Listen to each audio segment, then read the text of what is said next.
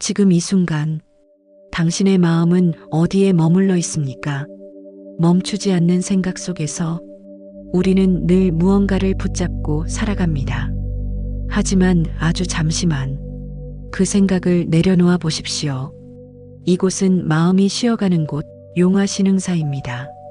용화신흥사 과학철학 오디오북 시리즈 구산선문 제4부 독리산문 고요함 속에 깃든 참음 적인의 길 프롤로그 오동나무 숲속 839년 무렵 전라도 곡성 산줄기 깊숙한 골짜기 안쪽에 작은 절 하나가 자리하고 있습니다. 이름은 태안사.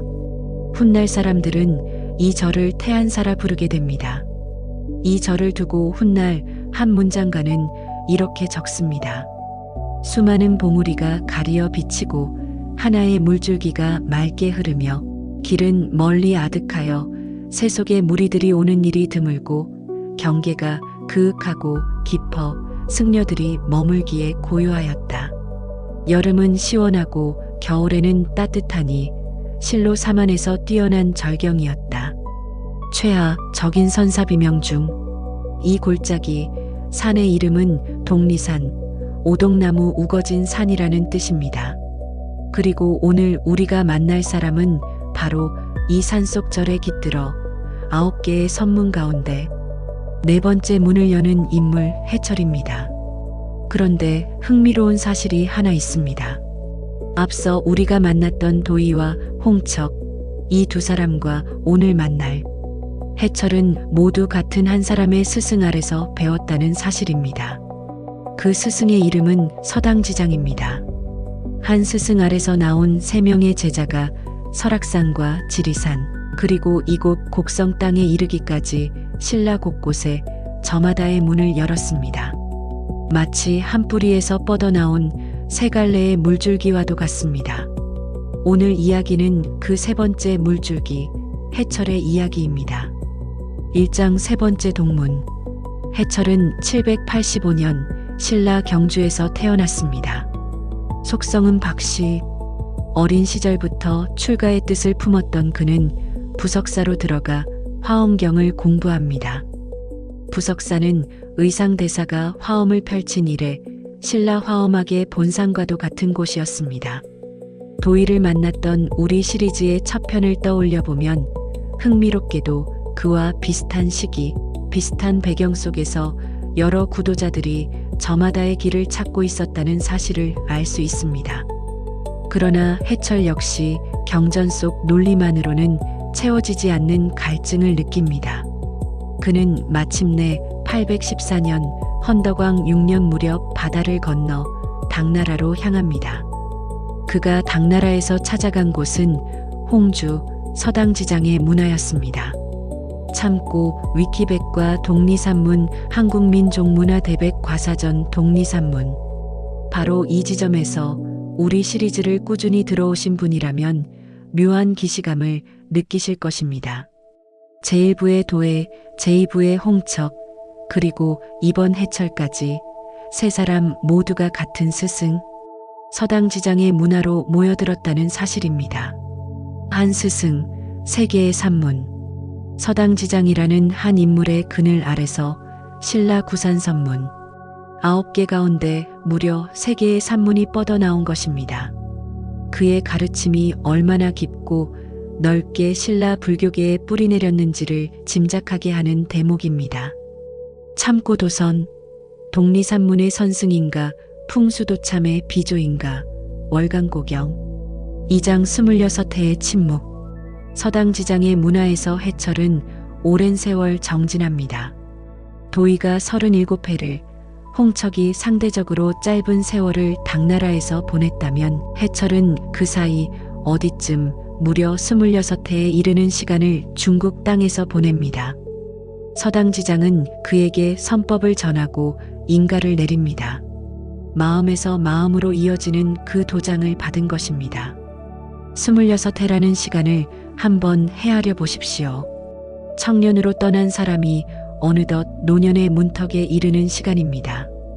그 긴 세월 동안 해철은 무엇을 하고 있었을까요? 기록은 많지 않지만 도의와 홍척의 사례에 비추어 짐작할 수 있습니다. 그는 서당지장뿐 아니라 마조 계통의 여러 선지식들을 두루 참문하며 문자로는 전할 수 없는 그 마음자리를 확인하고 또 확인했을 것입니다.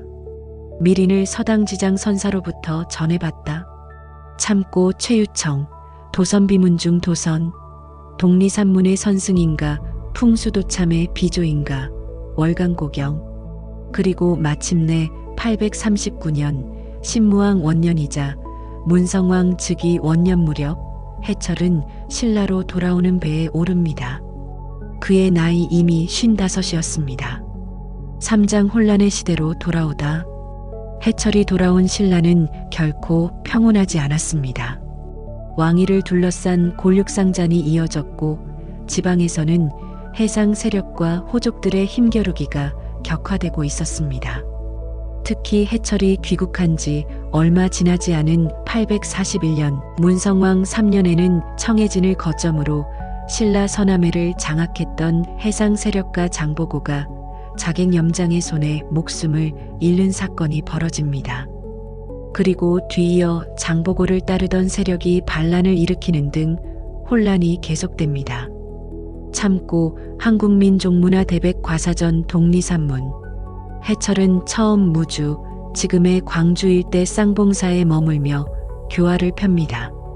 그러나 그가 자리 잡은 곳은 격동하는 정세 한복판이었습니다. 역사가들은 그의 행적이 이 어지러운 시대 상황과 무관하지 않았을 것으로 봅니다. 큰 소용돌이 속에서 해철이 선택한 것은 다투는 자리에 서는 것이 아니라 더 깊은 산속으로 물러나는 것이었습니다. 그리고 그가 마침내 자리를 잡은 곳이 바로 곡성 땅, 독리산 자락의 대안사였습니다. 세속의 다툼이 미치지 못하는 곳, 그러나 사람들의 마음이 여전히 닿을 수 있는 곳. 해철은 그런 자리를 찾아낸 것입니다. 사장 독리산문의 개창. 대안사는 본디 신라 경덕왕 원년 742년 무렵 이름이 전하지 않는 3명의 승려가 세웠다고 전해지는 유서 깊은 절이었습니다. 그러나 해철이 이곳에 자리를 잡으면서 절은 전혀 다른 역사를 쓰기 시작합니다. 해철이 개당, 곧 정식으로 법을 펴는 자리를 열자 그의 가르침을 구하려는 이들이 구름처럼 몰려들었다고 전해집니다.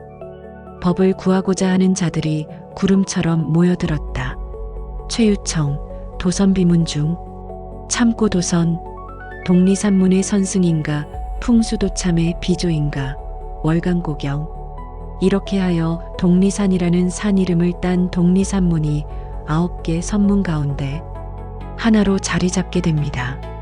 해철이 전한 가르침의 핵심 역시 다른 산문들과 다르지 않았습니다. 문자와 경전의 논리를 넘어 지금 이 마음을 직접 들여다보라는 것. 그러나 그가 택한 터전, 곧 세상과 멀리 떨어진 깊은 산중이라는 점은 그의 가르침에 독특한 색채를 더했습니다. 고요함 속으로 물러나되 마음의 문은 활짝 열어두다. 실제로 훗날 2절에 세워진 해철의 승탑에는 조륜청정이라는 이름이 붙습니다. 진리의 수레바퀴가 맑고 깨끗하게 비춘다는 뜻입니다. 그리고 그의 시호는 적인 고요함 속에서 참아낸다는 뜻입니다. 참고 국가유산청 보도자료, 곡성 태안사 적인선사탑 국보지정. 고요함적과 참음인. 세상의 소란으로부터 물러나 있으면서도 결코 세상을 등지지 않고 끝까지 견뎌내는 마음. 그것이 해철이 평생을 통해 지켜낸 자리였습니다. 오장 문성왕이 물은 것. 산속 깊이 물러나 있었음에도 해철의 명성은 왕실에까지 전해집니다. 문성왕은 그에게 사람을 보내어 나라를 다스리는 요체가 무엇인지를 물었습니다. 한 나라의 왕이 산속의 선승에게 정치의 근본을 묻는다는 것. 이는 단순한 자문 이상의 의미를 지닙니다. 신라하되 왕권이 흔들리고 지방의 힘이 커지는 혼란 속에서 왕은 기존의 유교적 경세론이나 화엄 교학이 아닌 전혀 다른 곳에서 답을 구하려 한 것입니다. 해철은 이 물음에 응하여 봉사 몇 조항을 올립니다. 봉사란 신하가 왕에게 밀봉하여 올리는 정책 건의를 말합니다. 구체적인 내용은 오늘날 전하지 않지만 후대의 기록은 이렇게 전합니다. 그가 올린 것은 모두 시정의 근무였다. 참고 한국민족문화 대백 과사전 독리산문. 경전 속 심오한 이론이 아니라 지금 이 나라가 당면한 가장 시급한 문제들을 짚어냈다는 것입니다. 이는 해철이라는 인물이 단순히 초탈한 은둔자가 아니라 세상의 고통에 깊이 눈뜬 사람이었음을 보여줍니다. 고요히 물러나 있으되 세상을 향한 마음을 놓지 않는 것. 이것이 바로 그의 시호적인이 품은 또 다른 의미였는지도 모릅니다. 861년 경문왕 원년 무렵 해철은 77의 나이로 입적합니다. 그의 문하에는 수백 명에 이르는 제자가 모여 있었습니다. 참고 위키백과 독리산문, 육장도선, 산문을 넘어서다 해철의 수많은 제자들 가운데 특히 눈여겨볼 인물이 있습니다. 도선입니다.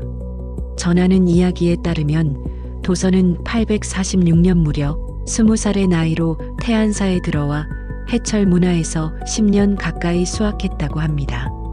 그는 스승에게서 선법의 시민을 이어받습니다. 그러나 도선의 이후 행보는 다른 동문들과 사뭇 다른 길로 나아갑니다. 그는 태안사에 머물지 않고 광양 백계산으로 옮겨가 옥룡사를 새로 세웁니다. 그리고 그곳에서 35해에 이르는 세월을 지내며 선의 가르침과 더불어 전혀 다른 학문 하나를 깊이 연구합니다. 바로 풍수지리입니다. 참고 도선, 독리산문의 선승인가, 풍수도참의 비조인가, 월간고경, 산과 물의 형세를 읽어 땅의 기운을 살피는 이 학문은 훗날 고려를 건국하는 왕건에게까지 깊은 영향을 미치게 됩니다. 개경을 중심으로 한 고려의 국가 이념 형성에 도선의 풍수지리 사상이 중요한 밑거름이 되었다고 전해집니다.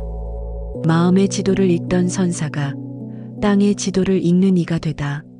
학계에서는 오늘날에도 도선의 이러한 행적을 어떻게 이해해야 할지 논의가 계속되고 있습니다. 선의 정통과 풍수도참, 이 두 가지가 한 인물 안에서 어떻게 공존할 수 있었는지는 여전히 풀리지 않은 물음입니다. 그러나 한 가지 분명한 것은 독리산문이라는 한 뿌리에서 태안사를 지킨 여선사와 광자대자, 윤다의 흐름 그리고 광양으로 나아간 도선의 흐름이라는 두 갈래의 물줄기가 함께 흘러나왔다는 사실입니다. 참고 한국민족문화 대백 과사전 선종 구산문 7장 천년의 숲 그리고 다음 이야기. 고려에 들어서서도 태안사는 크게 융성합니다. 해철의 법을 이은 광자대사 윤다는 고려 태조왕건의 깊은 존경을 받으며 절을 132칸에 이르는 대규모 가람으로 중창합니다. 한때는 서남사, 송광사, 화엄사와 같은 이름난 절들을 말사로 거느릴 만큼 그 위세가 대단했습니다. 그러나 고려 중기에 이르러 송광사가 수선결사의 중심 도량으로 떠오르면서 태안사의 위상은 차츰 낮아집니다. 흥망을 거듭하는 것이 절의 운명이라면 태안사 역시 예외는 아니었던 셈입니다. 시간이 흘러 2025년 태안사에 남아있는 해철의 승탑 적인선사탑이 마침내 국보로 승격 지정됩니다. 팔각원 당형의 부도탑에 새겨진 정교한 조각들은 천년도 더 된 세월을 건너 오늘 우리 앞에 그의 자취를 고스란히 전하고 있습니다. 참고 국가유산청 보도자료 곡성 태안사 적인선사탑 국보 지정 2025 1925년 이 절을 찾은 육당 최남선은 이렇게 감탄했다고 전해집니다. 신라 이래에 이름 있는 절이요. 아마도 고초의 신역 같다. 고요한 산속에서 참아내며 지켜낸 마음 하나가 1200년의 세월을 건너 지금도 이 골짜기에 남아있는 것입니다. 다음 이야기 구산선문 시리즈 제5부에서는 강릉 굴산사의 사굴산문과 그 개창자 범일선사의 이야기를 만나보겠습니다. 고요함 속에서 참아내는 마음이 곧 부처입니다. 그리고 지금 이 순간 물러나대 놓지 않는 그 마음이 곧 도입니다.